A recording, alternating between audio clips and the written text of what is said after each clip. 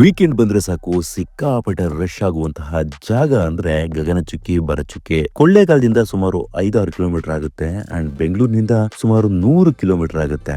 ಈ ಜಾಗಕ್ಕೆ ಬರ್ತಾ ಇದ್ದಂತೆ ನಿಮ್ಗೆ ಹಳೆಯ ಸೇತುವೆಯನ್ನ ನೋಡಬಹುದು. ತುಂಬಾ ಹಿಸ್ಟಾರಿಕಲ್ ಸೇತುವೆ ಇದಾಗಿರುತ್ತೆ. ಇದನ್ನ ಲೂಸಿಂಗ್ಟನ್ ಸೇತುವೆ ಅಂತ ಕೂಡ ಕರೀತಾರೆ ಅಂಡ್ ಅನೇಕ ಚಿತ್ರಗಳನ್ನ ಇಲ್ಲಿ ಶೂಟಿಂಗ್ ಸಹ ಮಾಡಲಾಗಿದೆ. ಸುಮಾರು ಚಿತ್ರಗಳು ನೀವು ನೋಡಬಹುದು. ಜನ್ಮದ ಜೋಡಿ, ಹೀಗೆ ಅನೇಕ ಶೂಟಿಂಗ್ ಗಳನ್ನ ಈ ಸೇತುವೆ ಮೇಲೆ ಮಾಡ್ತಾ ಇದ್ರು. ತುಂಬಾ ಸಲ ಇದು ಹಾಳಾಗಿದ್ದು ಉಂಟು. ಅಂದ್ರೆ ರಾಜರ ಕಾಲದಲ್ಲಿ ಸುಮಾರು ಸಲ ಈ ಸೇತುವೆಯನ್ನ ಕೂಡ ಹಾಳು ಮಾಡಿದ್ರಂತೆ. ಮತ್ತೆ ಅದನ್ನ ಮರು ನಿರ್ಮಾಣ ಮಾಡಿಕೊಂಡು ಇದುವರೆಗೂ ಅದನ್ನ ಹಾಗೆ ಉಳಿಸ್ಕೊಂಡು ಬಂದಿದ್ದಾರೆ. ಹಿಂದೆ ರಂಗನಾಥ ಸ್ವಾಮಿ ದೇವಸ್ಥಾನಕ್ಕೆ ಹೋಗಲು ಈ ಸೇತುವೆಯ ಮೇಲೆ ನಡ್ಕೊಂಡು ಹೋಗ್ತಾ ಇದ್ರಂತೆ.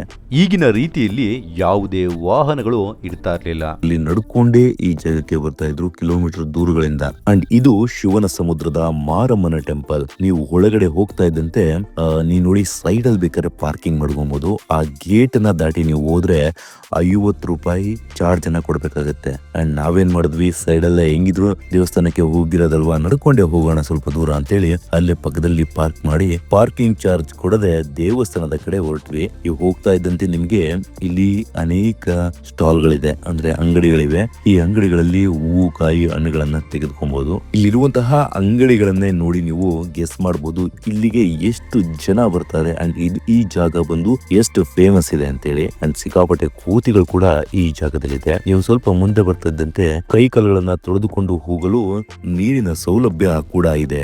ಆಕ್ಚುಲಿ ಗೋಡೆ ಮೇಲೆ ಬೋರ್ಡ್ ನೋಡಿದ್ರೆ ಕುಡಿಯುವ ನೀರು ಅಂತ ಹಾಕಿದ್ದಾರೆ ಅಂಡ್ ಕುಡಿಬಹುದು ಅನ್ಸುತ್ತೆ.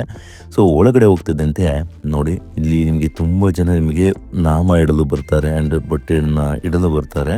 ನಿಮಗೆ ಆಸಕ್ತಿ ಇದ್ರೆ ಇಟ್ಸ್ಕೊಬಹುದು ಅಥವಾ ಬೇಡ ಅಂತಾನು ಹೋಗ್ಬೋದು. ಇಲ್ಲಿಗೆ ಮುಖ್ಯವಾಗಿ ಜನ ಬರೋದು ಯಾರಾದ್ರೂ ಮಾಟ ಮಂತ್ರ ಹೋಮಾಚಾರ ಮಾಡಿದ್ರೆ ಈ ಜಾಗಕ್ಕೆ ಬಂದು ಪೂಜೆ ಮಾಡಿಸೋದ್ರಿಂದ, ತಡೆ ಓಡಿಸೋದ್ರಿಂದ ನಿಮ್ಗೆ ಅವೆಲ್ಲವೂ ನಿವಾರಣೆ ಆಗುತ್ತೆ ಅಂತ ಹೇಳ್ತಾರೆ. ಅಂಡ್ ಕೊಳ್ಳೇಗಾಲದ ಯಾವುದೇ ದೇವಸ್ಥಾನಗಳಿಗೆ ಹೋಗಿ ಧೂಪ ಹಾಕುವಂತಹ ಒಂದು ಪದ್ಧತಿ ಇದ್ದೇ ಇರುತ್ತೆ. ಧೂಪ ಹಾಕುವಂತದ್ದು, ಪಂಜಿನ ಸೇವೆ ಆಗ್ಬೋದು, ಈ ರೀತಿಯ ಸೇವೆಗಳು ನಡೀತಾನೆ ಇರ್ತದೆ. ಅಂಡ್ ಈ ಜಾಗದಲ್ಲಿ ಹೊರಾಂಗಣದಲ್ಲಿ ತಾಯಿಯ ಪಾದುಕೆಗಳಿರುತ್ತೆ. ಆ ಪಾದುಕೆಗಳಿಗೆ ನಾವೊಂದು ಪೂಜೆಯನ್ನ ಮಾಡಿ, ಗರುಡಗಂಬಕ್ಕೆ ಒಂದು ಪೂಜೆಯನ್ನ ಮಾಡಿ ಮಂಗಳಾರತಿಯನ್ನ ಬೆಳಗ್ಗೆ ಒಳಗಡೆ ಹೋಗ್ತಾರೆ.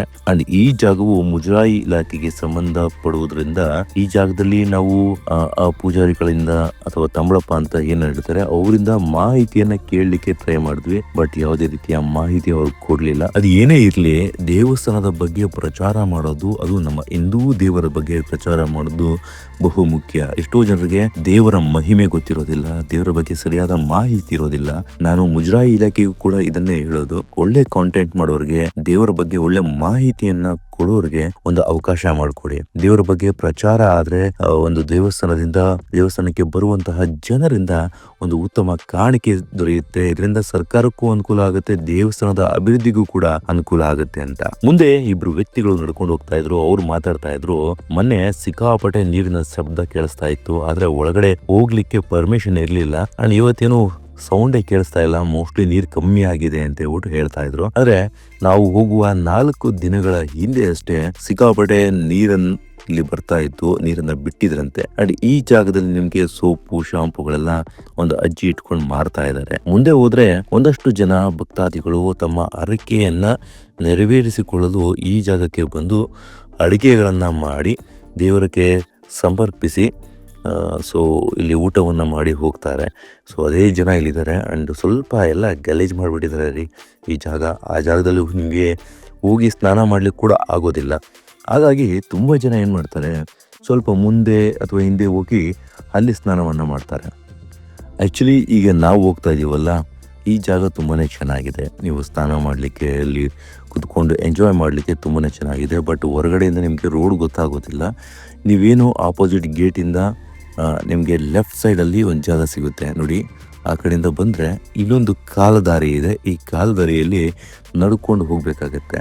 ಸಾಮಾನ್ಯವಾಗಿ ಜಾಗ ಎಲ್ಲಿದೆ ಅಂತ ಗೊತ್ತಾಗೋದಿಲ್ಲ. ಬಟ್ ಈ ವಿಡಿಯೋವನ್ನು ನೀವು ನೋಡ್ಕೊಂಡು ಹೋದರೆ ಪಕ್ಕಾ ಗೊತ್ತಾಗುತ್ತೆ ಎಲ್ಲಿಂದ ನಾವು ಹೋದ್ವಿ, ಎಲ್ಲಿಗೆ ಹೋದ್ವಿ ಅಂತ. ಆ್ಯಂಡ್ ಆ ಜಾಗಕ್ಕೆ ಹೋದರೆ ನಿಮಗೆ ಯಾವುದೇ ಗಲೀಜ್ ಇರೋದಿಲ್ಲ, ಏನಿರೋದಿಲ್ಲ, ನೀಟಾಗಿ ನೀರಿರುತ್ತೆ. ಆ್ಯಂಡ್ ನೀವು ಸ್ನಾನ ಮಾಡ್ಬೋದು. ನೋಡಿ ಈ ಜಾಗ. ಅವ್ರು ಹೋಗ್ತಾ ಇದ್ದಾರೆ ಮುಂದೆ. ಅವರು ಮೊನ್ನೆ ಅಷ್ಟೇ ಒಬ್ಬರು ಬಂದಿದ್ರಂತೆ, ಬಂದು ನೋಡಿದ್ರಂತೆ. ಆ್ಯಂಡ್ ಸಿಕ್ಕಾಪಟ್ಟೆ ಒಂದು ನೀರೆಲ್ಲ ಹರಿತಾ ಇತ್ತು, ಇಲ್ಲಿ ಗಂಟ ಬರ್ತಾ ಇತ್ತಂತೆ ನೀರು ಹರ್ಕೊಂಡು. ಸೊ ಈ ಎಂಟ್ರಿ ಕೂಡ ಇರಲಿಲ್ಲ, ಗೇಟ್ ಹತ್ರನೇ ಕ್ಲೋಸ್ ಮಾಡಿದ್ರಂತೆ ಬರಲಿಕ್ಕೆ. ನೋಡಿ ವ್ಯೂಸ್ ಚೆನ್ನಾಗಿದೆ ಈ ಕಡೆ. ಹಾಂ, ಈ ಕಡೆ ನೋಡಲಿಕ್ಕೆ ವ್ಯೂ ಚೆನ್ನಾಗಿ ಕಾಣಿಸುತ್ತೆ. ಈ ಕಡೆಯಿಂದ ಇಳಿದ್ಬಿಟ್ಟು ಬರೆ. ಹಾಂ, ಇಲ್ಲಿ ಬಾ, ಮರಳಿದೆ ನೋಡಿ, ಇಲ್ಲಿ ಆರಾಮ ಬಾ.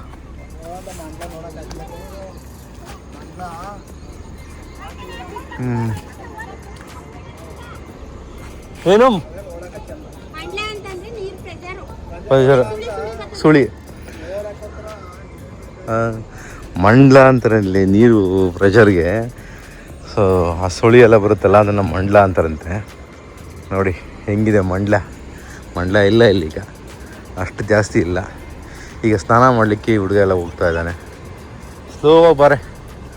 ನೋಡಿ ನೀರು ಪ್ರೆಷರು ಇಲ್ಲಿ ಬಂದುಬಿಟ್ರೆ ಇದೆಲ್ಲ ಮುಳುಗೋಗ್ಬಿಡುತ್ತೆ. ಮೊನ್ನೆ ನೀರು ಪ್ರೆಷರ್ ಜಾಸ್ತಿ ಆಗಿದ್ದಕ್ಕೆ ನೋಡಿ ಇದೆಲ್ಲ ಮುಚ್ಕೊಂಡಿದೆ. ಒಂದಷ್ಟು ಜನ ಅಲ್ಲಲ್ಲಿ ಸ್ನಾನ ಮಾಡ್ತಾ ಇದ್ದಾರೆ. ಹಾಂ, ಆಡ್ತಾಳಂತ? ಆಯಿತು, ಆಡಿಸ್ತೀನಿ.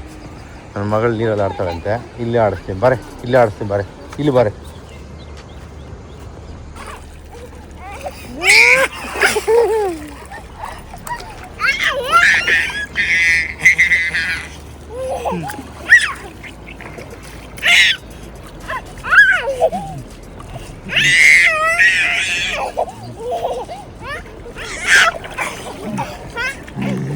ಅಂಡ್ ಈ ಜಾಗದಲ್ಲಿ ತುಂಬಾನೇ ಹುಷಾರಾಗಿ ನಾವು ಆಡಬೇಕಾಗತ್ತೆ.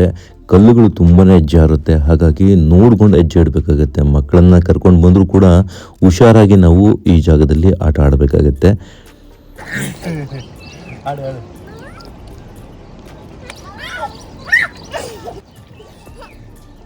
ಆ್ಯಂಡ್ ಮಕ್ಕಳಿಗೆ ನೀರಿನಲ್ಲಿ ಆಟ ಆಡೋದಂದರೆ ಬಹಳ ಇಷ್ಟ. ಆ್ಯಂಡ್ ಎಷ್ಟೊತ್ತಾದರೂ ನೀರನ್ನು ಬಿಟ್ಟು ಬರೋದೇ ಇಲ್ಲ. ನನ್ನ ಮಗಳಿಗೂ ಅಷ್ಟೇ ನೀರಂದರೆ ಬಹಳ ಇಷ್ಟ.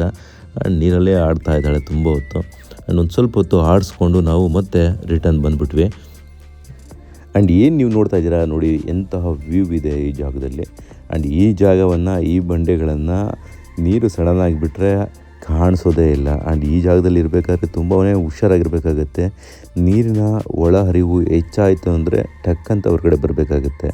ಆ್ಯಂಡ್ ದೇವಸ್ಥಾನದ ಹಿಂಭಾಗದಲ್ಲಿ ಒಂದು ಸ್ವಲ್ಪ ದೂರ ಹಂಗೆ ಗಾಡಿ ತಗೊಂಡು ಹೋದರೆ ಈ ಒಂದು ಕಾರ್ನರಲ್ಲಿ ನೋಡಿ ಈ ಒಂದು ಟಾಪ್ ವ್ಯೂ ಕಾಣಿಸುತ್ತೆ. ಯಾವಾಗ ನೀರು ಹೆಚ್ಚಾಗಿ ಬರುತ್ತೆ ಆ ಸಂದರ್ಭದಲ್ಲಿ ಈ ಜಾಗಕ್ಕೆ ಹೋಗಬೇಕು. ಒಳ್ಳೆ ವ್ಯೂ ಕಾಣಿಸುತ್ತೆ ನಿಮಗೆ. ಆ್ಯಂಡ್ ಪ್ರವಾಹದ ರೀತಿಯಲ್ಲಿ ಹರಿಯುವಂಥದ್ದು ನಿಮಗೆ ಕಾಣಿಸುತ್ತೆ. ಆ್ಯಂಡ್ ಫೋಟೋಗ್ರಫಿ ಕೂಡ ಮಾಡ್ಕೊಬೋದು. ಆ್ಯಂಡ್ ಈ ಒಂದು ಜಾಗ ಬಂದು ಹಿಡನ್ ಪ್ಲೇಸ್, ತುಂಬ ಜನಕ್ಕೆ ಗೊತ್ತಿರೋದಿಲ್ಲ ಈ ಜಾಗದಲ್ಲಿ ಹೋಗಿ ಈ ಒಂದು ವ್ಯೂವನ್ನು ನೋಡ್ಬೋದು ಅಂತ. ಆ್ಯಂಡ್ ನಾವೇನು ಮಾಡ್ತೀವಿ, ಮತ್ತೆ ಮುಂದಕ್ಕೆ ಅಲ್ಲಿ ಮಸೀದಿ ಇದೆ.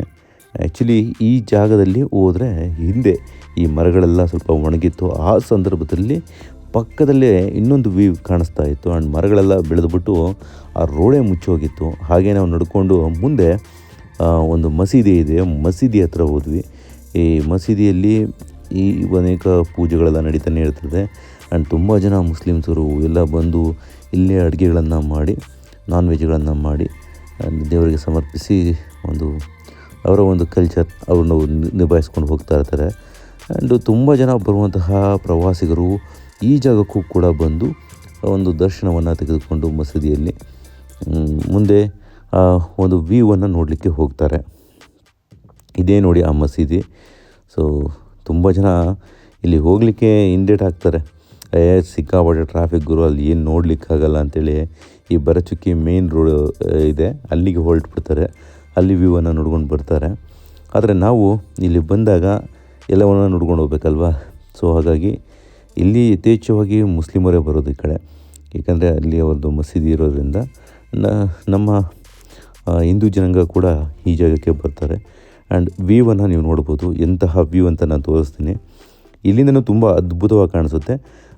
ನಿಮಗೆ ಗಗನಚುಕ್ಕಿ ಕೂಡ ಇಲ್ಲಿಂದನೇ ಕಾಣಿಸುತ್ತೆ. ಗಗನಚುಕ್ಕಿ ಒಂದು ಜನ ನಿಂತ್ಕೊಂಡಿರೋವಂಥದ್ದು ಕೂಡ ಇಲ್ಲಿಂದನೇ ನೀವು ನೋಡ್ಬೋದು. ಆ್ಯಂಡ್ ಈ ವ್ಯೂ ನೋಡಿ, ನಿಮಗೆ ಕ್ಯಾಮ್ರಾ ಇದ್ಬಿಟ್ರಂತೂ ಅದ್ಭುತವಾಗಿ ಕವರ್ ಮಾಡ್ಬೋದು. ನೋಡಿ ಎಷ್ಟು ಚೆನ್ನಾಗಿದೆ ಗುರು, ನೋಡಲಿಕ್ಕೆ ಖುಷಿ ಅನಿಸುತ್ತೆ ಈ ನೀರನ್ನು.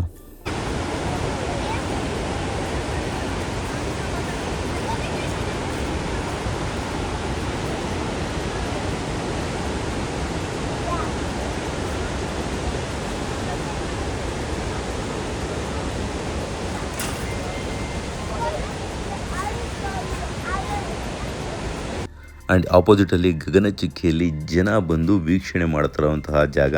ಆ್ಯಂಡ್ ಆ ಕಡೆ ಹೋದರೆ ಇನ್ನೂ ಅದ್ಭುತವಾದಂತಹ ಒಂದು ವ್ಯೂ ನಿಮಗೆ ಕಾಣಿಸುತ್ತೆ.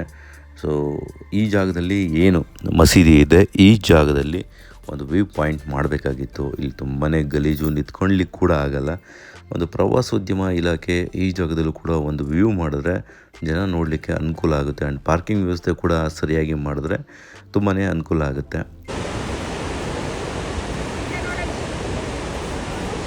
ಆ್ಯಂಡ್ ತುಂಬ ಜನ ಈ ಜಾಗಕ್ಕೆ ಬರೋದನ್ನೇ ಬಿಟ್ಬಿಡ್ತಾರೆ, ಯಾಕೆಂದರೆ ಹೊರಗಡೆನೇ ತುಂಬ ಟ್ರಾಫಿಕ್ ಇರುತ್ತೆ. ಆ್ಯಂಡ್ ಏನಿಲ್ಲಿ ನೋಡಲಿಕ್ಕಾಗುತ್ತೆ ಬಿಡು ಅಂತ ಹೊರಟುಬಿಡ್ತಾರೆ. ಬಟ್ ಇಲ್ಲೂ ಕೂಡ ತುಂಬಾ ಚೆನ್ನಾಗಿರುತ್ತೆ ವ್ಯೂ ನೋಡಲಿಕ್ಕೆ.